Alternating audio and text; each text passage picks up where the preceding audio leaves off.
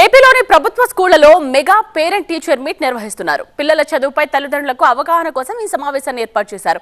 40,000 స్కూళ్లలో parent teacher meet కార్యక్రమం జరుగుతోంది. ప్రస్తుతం విద్యార్థులతో ఏపీ సీఎం చంద్రబాబు మాట్లాడుతున్నారు. లైవ్ చూద్దాం. చూసుకుంటే మన జీవితాలు బాగుంటాయి, ఆనందంగా ఉంటాం. ఆ విషయాల్ని మాట్లాడతాను. ఈ రోజు నుంచి మా పిల్లల పట్ల మేము జాగ్రత్తలు తీసుకుంటామని టీచర్స్, పేరెంట్స్ అందరూ చేతులు పైకెత్తాలి. గట్టిగా అనునిత్యం జ్ఞాపకం రావాలి, చేతులు పైకెత్తాలి. మీరు నిజమైన పిల్లలపైన ప్రేమ ఉంటే మీ పిల్లలు ఏం చేస్తున్నారో అనునిత్యం ఒక కన్నేసి పెట్టాలి, డేగ కన్నేయాలి. వాళ్ళ వెల్విషర్ అయితే పర్వాలేదులే, వాళ్ళు ఏమైనా నాకు బాధ లేదనుకుంటే మాత్రం మీరు నిజమైన తల్లిదండ్రులు కాదు. ఒక్కొక్కసారి మీకు పని ఒత్తిడి వల్ల కూడా మీరు మరిచిపోతే కష్టం.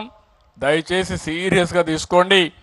నేను ఇక్కడ బాపట్లలో చెప్తున్నానంటే ఓఎస్ఎస్ ఫర్టిలిటీలో అమ్మ నాన్నలకి పర్సనలైజ్ ట్రీట్మెంట్ ఇచ్చారు.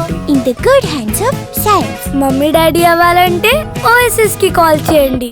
రాష్ట్రంలో ఉండే ప్రతి ఒక్క తల్లి తండ్రి ఆలోచించుకుని మేము చేసే పని మేము చేస్తాం.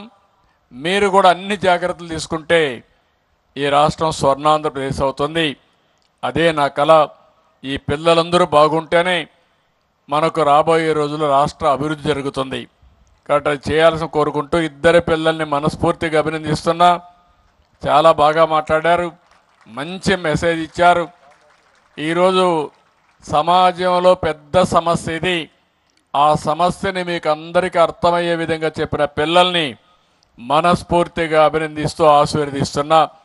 ధన్యవాదాలు. థ్యాంక్ యూ పిల్లలు. ధన్యవాదాలు సార్.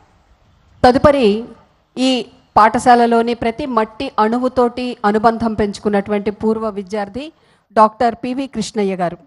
వారు ఎంటమాలజిస్ట్గా, అకాడమిషియన్గా అత్యంత గురుతరమైన బాధ్యత వహించారు.